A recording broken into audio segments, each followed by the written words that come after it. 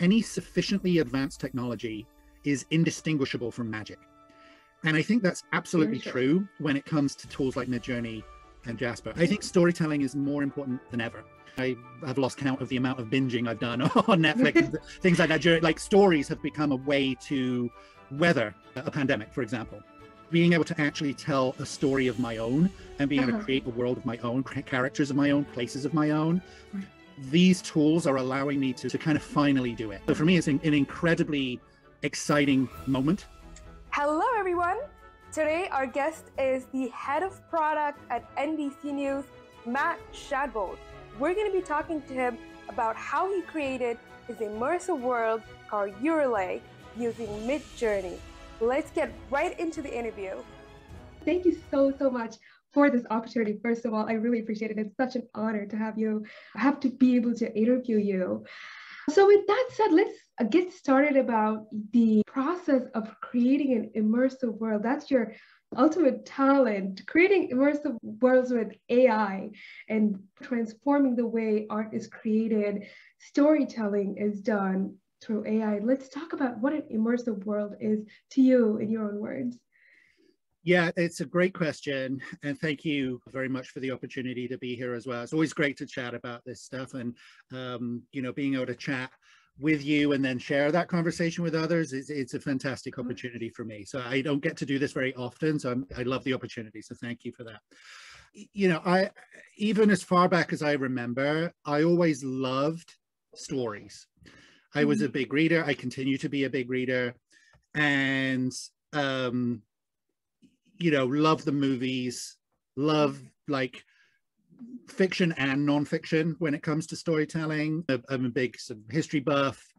I'm in school currently at the moment as a ancient religious cultures undergrad at the University of Pennsylvania, which is some of the stories in there are absolutely kind of amazing, as you can imagine. And there's something about storytelling that not just sort of captures the imagination, but it kind of brings people together.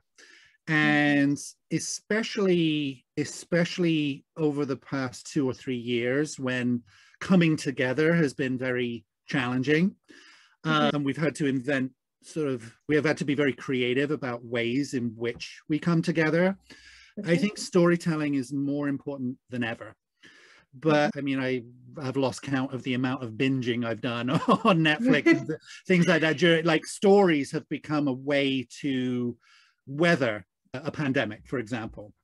But they're also incredibly powerful. There's powerful personal stories of people during the pandemic. So I think stories are more important and more compelling than ever at the moment. But when it comes to my work, when I think about artificial intelligence and machine learning and tools like MidJourney or Jasper for creating these things, I think about, there's a very famous quote from a science fiction author called Arthur C. Clarke. He's a very famous British science fiction writer. He wrote 2001: A Space Odyssey, for those of you that know your science fiction and your movies. And in the early 60s, he said that any sufficiently advanced technology is indistinguishable from magic. And I think that's absolutely true when it comes to tools like MidJourney and Jasper. I don't know how it works.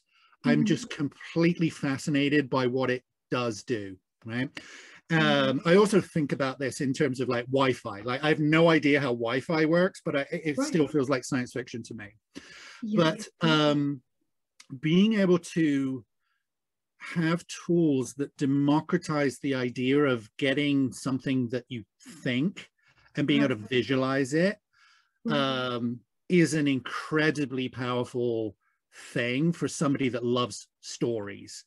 I'm not a particularly proficient non-fiction writer. I do a fiction writer. I do a lot of non-fiction writing, both in my job and in my academic work. But being able to actually tell a story of my own and being able to create a world of my own, characters of my own, places of my own, these tools are allowing me to kind of finally do it, I think. So for me, it's an incredibly exciting moment for these tools. And I think, there's an incredible community emerging around these things. And the tools themselves are growing and evolving and changing. Even in the time that I've been using them, the results of sort of 6 months ago versus now are accelerating at an exponential rate. So I think it's just incredibly exciting time to be a digital storyteller.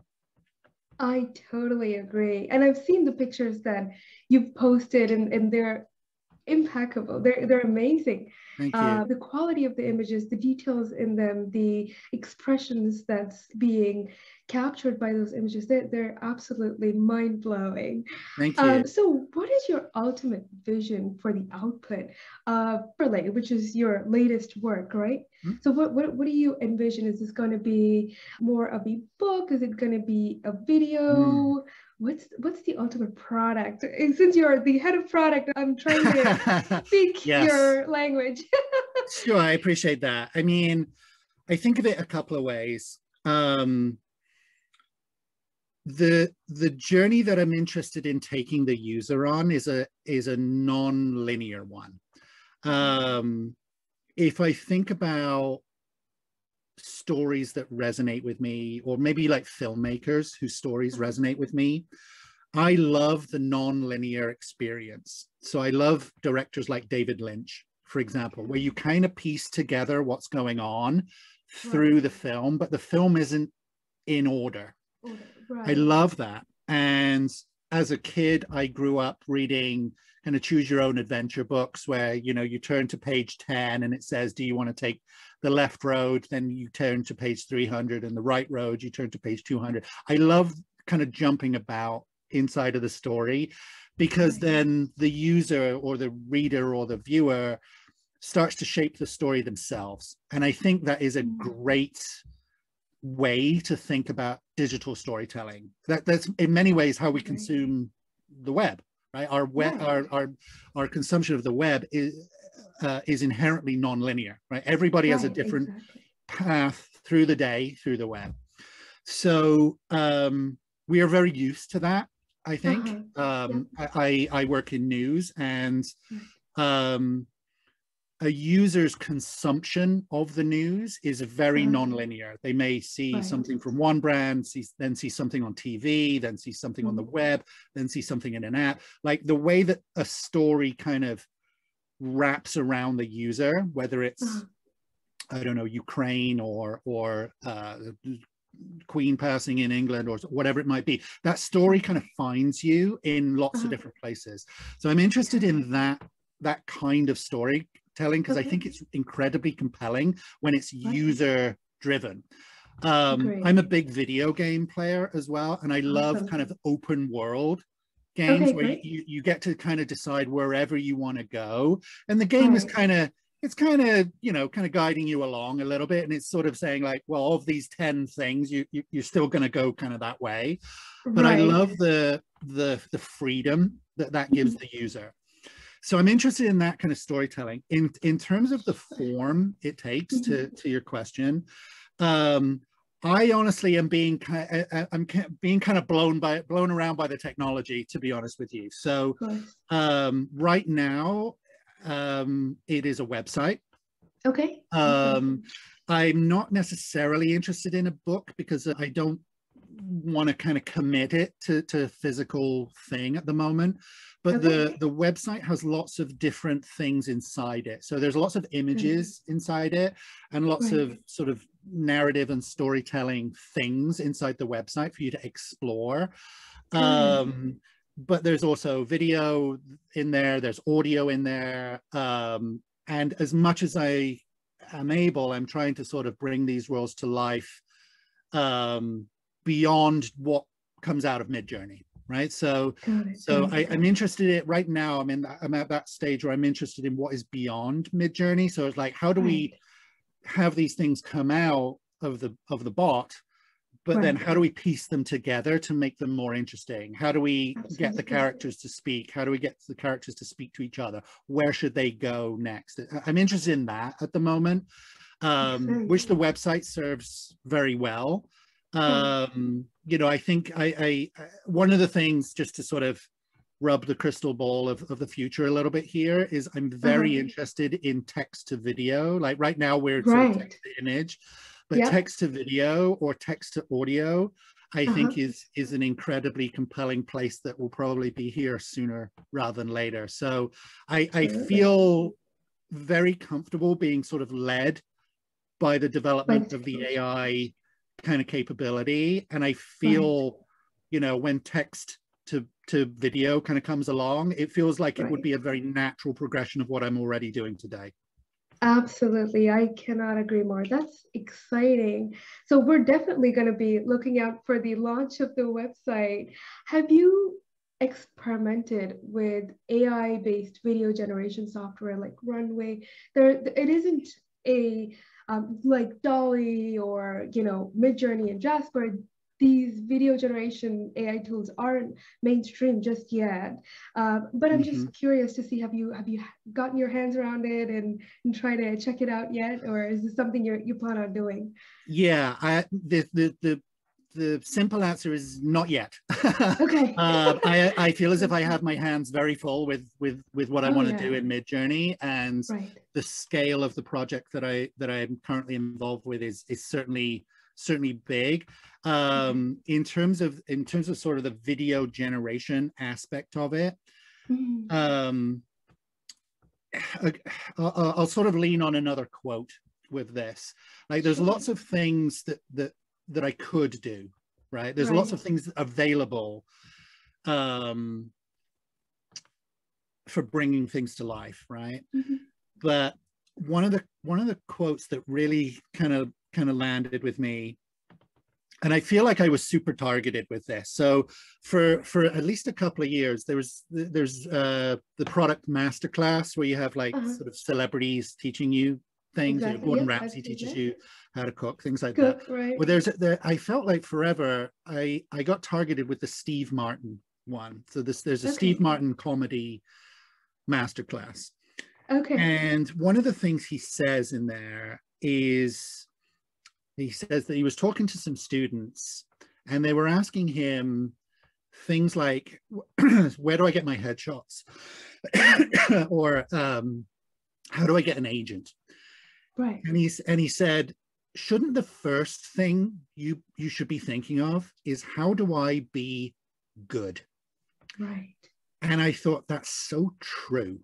I was like, that's really, really true. There's a million things that I could be doing to get this out in the world or to bring attention to it. But right now, the most compelling thing for me, and honestly, the place where I'm having the most fun is on that last bit, is like, how do I be good?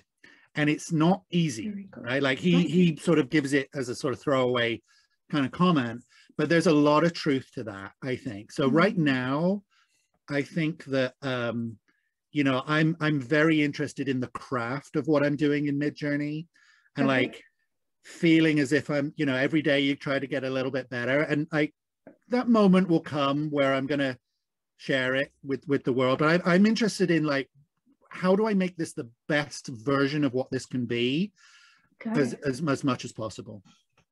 Very cool. Absolutely. That's exciting. I'm sure already looking at the pictures, it looks super amazing, but I'm curious to see how you're going to make it even better. Yeah, great. We'll definitely, you know, touch base over the next few days as the website comes out and more of these content comes out in LinkedIn and other formats out there. So I know that when I read your article in LinkedIn, it said that the theme was faith, right? So do you want to kind of give us a quick overview of how that theme of, you know, having faith in each other, having faith in the world kind of shaped up Eurylae? Yeah, it's another big question. I mean, I think that, you know, when we talk about faith, a lot of what we can talk about is sort of like religious faith, right? Like faith in, like a spiritual sense of faith. But I think faith is, it's something that's very important to me. I mean, especially as a ancient religious cultures undergrad, you know, the differences between faith, the different types of faith, how faith travels across countries and cultures. But faith is really, I think it's really important when it comes to things like technology, because it starts to intersect with things like responsibility, right? Like the faith in the accuracy of the news, for example, like that's a really big, important thing for me at work, right? But also like the faith in somebody's ability to do something, the faith in scientific method, right? And a lot of these things have been very questioned lately, right?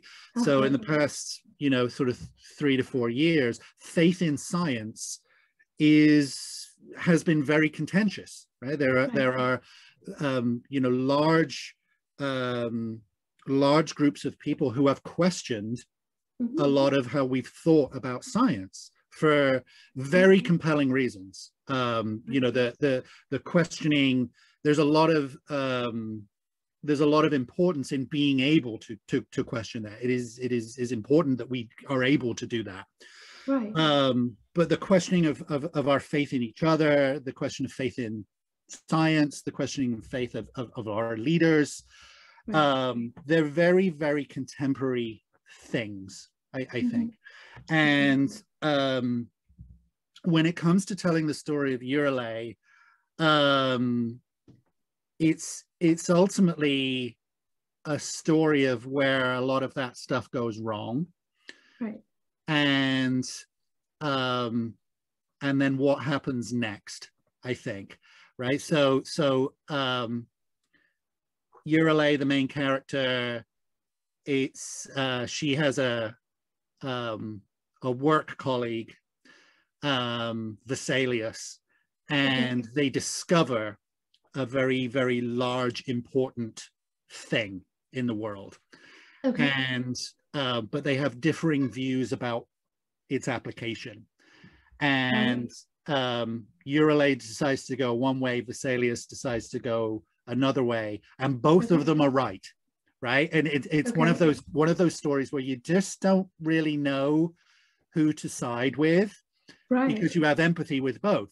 As we have, like I said, like as we have seen during the pandemic, both sides are, you know, have very compelling arguments and aren't wrong. But I think that the two protagonists get caught up in a very, very complicated world of ritual and faith, and what they discover and how they discover it ultimately has to become hidden from the world, and the nature of how it gets hidden and who it gets hidden from and how long it stays hidden is very cool, very exciting. Sounds good. This is absolutely exciting to hear about insights of what's going to come up, and we're seeing these two protagonists and they're going to find something important in the world. I'm absolutely, you just left me at a cliffhanger there. Yeah, I mean, it's kind of the point. I love it. I love it. Absolutely. But I mean, if you think about it this way, like if you can imagine a scientific breakthrough that would change absolutely everything, right? It would change everybody's experience of being on the planet, right? So if we think about, you know, we could think about that as the discovery of extraterrestrial life, for example. Like if we actually knew that we weren't alone, it would change everything, right? Or if we discovered what happens after death, irrespective of culture, like if we actually knew that, it would change everything. I think these kinds of ideas are absolutely sort of fascinating to think about, and you know, really interesting to try and wrap stories around. Yeah, absolutely. Very cool.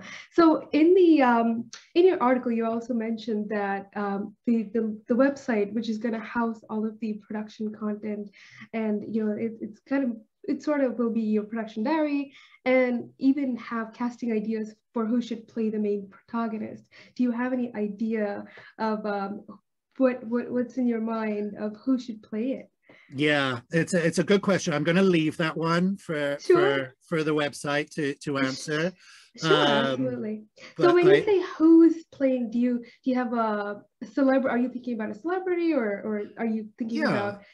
Okay, yeah, I yeah, mean, yeah. what it really is, it's an exercise in how believable you can make the outcome Right. from MidJourney, right? Like, can you get Uh-huh. something to actually look like a photograph of somebody that you recognize, right? Right, right, Right. That's right. really sort of what it's trying to get at there. And it's like, Mm-hmm. can you really, can I create a character and then have Scarlett Johansson play that character inside Right. it? Like, you gotta have the character first, Yeah. but then, like, can you actually cast somebody at that? I think I Uh-huh. can. I think Right. not me. It's not. It was MidJourney. MidJourney MidJourney, right, can. right. It's not like, there's some challenging things in terms of like how to craft that inside of MidJourney, Uh-huh. but because it's not as simple as just entering the person's name. But I Right. think that it's a really, really fun challenge to try and have the characters and then say, all right, I'm going to have Idris Elba as this one, or I'm going to have Brad Pitt as that one, and then actually Right. be able to get an output from the bot that actually sort of is faithful to that. Very cool. Very cool. I'm super excited to find out who those protagonists are going to be. Any plans to share it with the characters or the actual real life celebrities, if you know whomever you choose? Yeah, I mean, we'll see. I mean, it's really not, Yeah. my focus, the focus of the project is largely elsewhere. I would say, like, Right. the casting is not nearly as important as what the characters are Perfecting the doing, where they're art. going, and the kind of narrative of that. Yeah.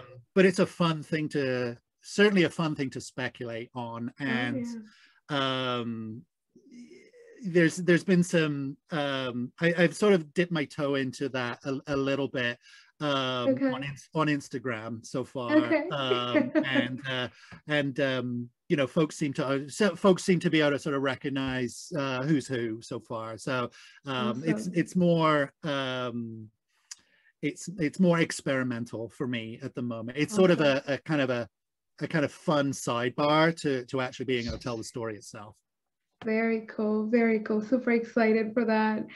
So yeah, now that we've discussed all of these artistic side of yourself, just wondering to see if your day-to-day job as the head of product at NBC News, does that involve any artistic side? Like, do your artistic abilities come out in your day-to-day life? So what exactly, if you can also give us an overview of what you do, that'd be great.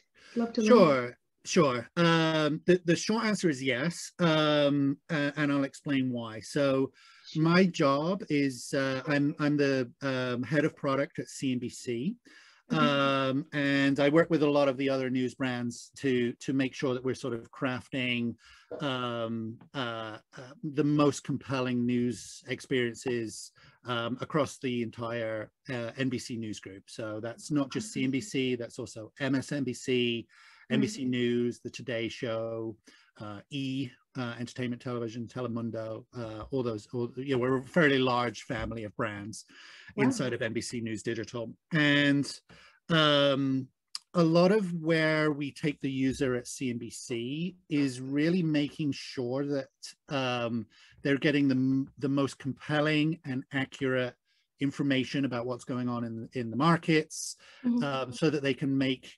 informed financial decisions of their own. So Okay. there may be a large story in the news of something going on in the Ukraine. What does Uh-huh. that mean for the markets? What does that mean for my portfolio? Like, we really try to get at that as a kind of user need. So Great. I'm specifically inside of the portfolio. I'm responsible not just for the web, but also for our presence inside of mobile apps, so iOS and Android. And Okay. I also have OTT platforms Uh-huh. in my portfolio. So Apple TV, Roku, Samsung, Very cool. Android TV, things like that as well. Awesome. So we have a lot of different things that do a lot of different things. Right. But when you have a portfolio with that, and especially when you work with the kind of moving target of the news, like we really just don't know kind of what's going to happen tomorrow in many respects. I wouldn't use the word artistic, but you do have to be very creative. I would say, like, you have to be creative in terms of how you think about solving problems. You have to be creative in terms of prioritizing what you're going to spend your time on. You have to be creative in terms of surfacing the right thing in the right place for the right kind of user. And especially because I run a team of product managers. There's an intense amount of creativity that they have to have every day that isn't necessarily just sort of visual creativity. It's not just working with the designers, but they have to be creative in their understanding of what the users are really saying. They have to be creative in how they shape their own careers. They, like a lot of this, they're very, very empowered to go do this themselves. I think that's really important. But problem solving is kind of in the DNA of what product teams are responsible for. And in order to, get a successful outcome that is going to satisfy maybe the needs of the sales department and the needs of the newsroom and the needs of the business department, you've got to be creative in sort of being able to thread the needle with that. Absolutely. Very, very cool.